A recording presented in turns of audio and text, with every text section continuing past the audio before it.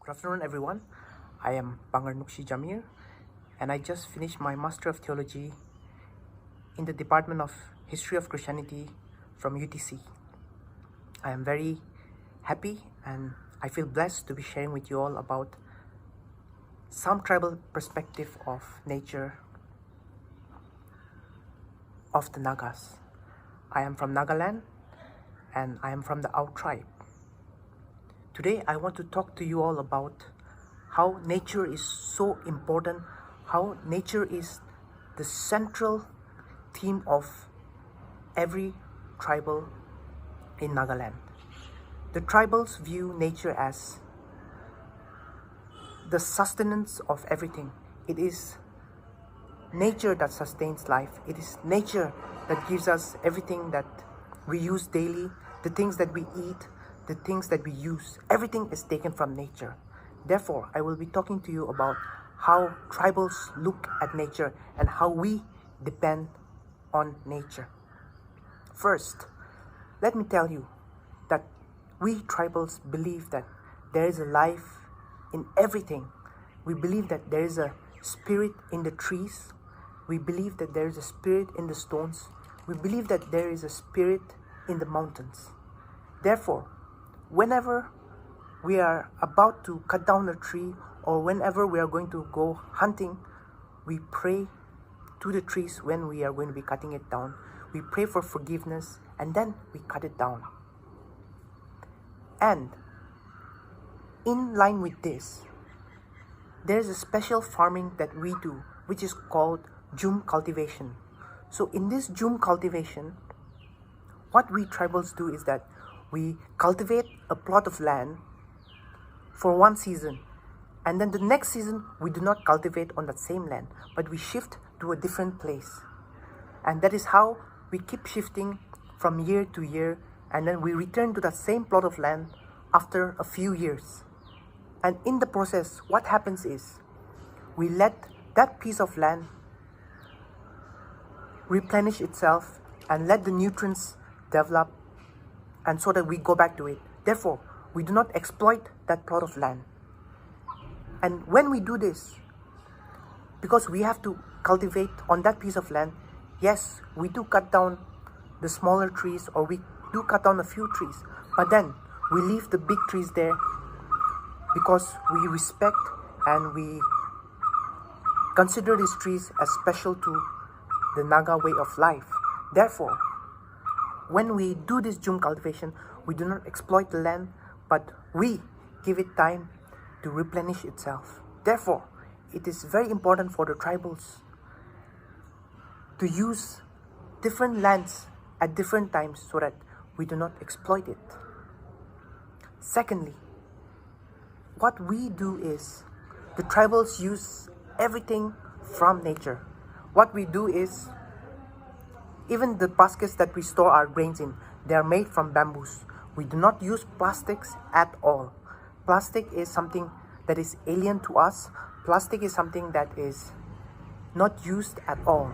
We make baskets to store our grains from the bamboos. We make our cups from bamboos, and then we make the plates that we use from bamboos or from leaves taken from trees. Therefore, we are totally engaged in organic use of materials in our houses and for our daily lives. For example, even the spoons that we have, they're made from wood. And even the houses that we used to have, of course today we have houses made of concrete and we are living in towns, but maybe say 8-9 decades ago, we used to have houses made of bamboo, and the furnitures in the house are all taken from wood or from the jungle, and therefore we do not use plastics, which is a non-biodegradable substance. Therefore, we are totally engaged with nature and one with nature. Therefore, we give high importance to use of the nature around us so that we do not pollute or exploit the land or the environment around us.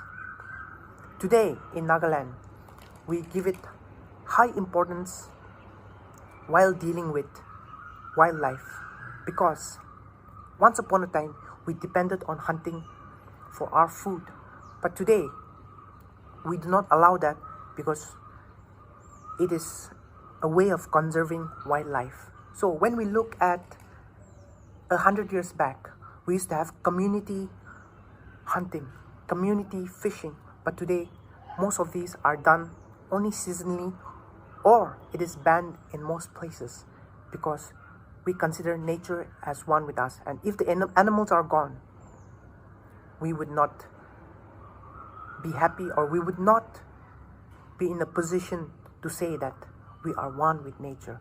Therefore, even today, there are many steps being taken. There are various organizations that are giving high emphasis on making the tribals be the one, or make the tribals the protector of the land.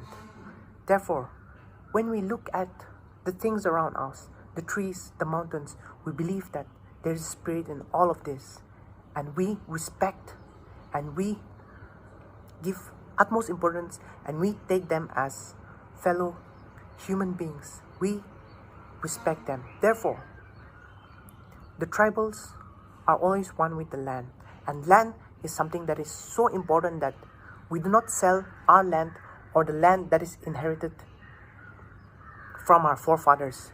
We only pass it on from generation to generation, and this is how we preserve our land, and this is how we do not give it to the outsider.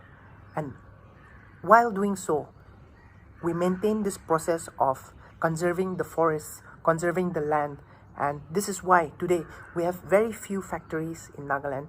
We have very few industries in Nagaland. Yes, that makes it a problem when it comes to the economy, but because of this passing down of land from generation to generation without giving it to the outsiders, we preserve the forests, we preserve the land, and this is how we are always considering nature as a personal entity, something that we feel one with. Therefore, it is very important for the tribals that the land, the environment is kept safe, so that even the tribals can go on by preserving nature as one.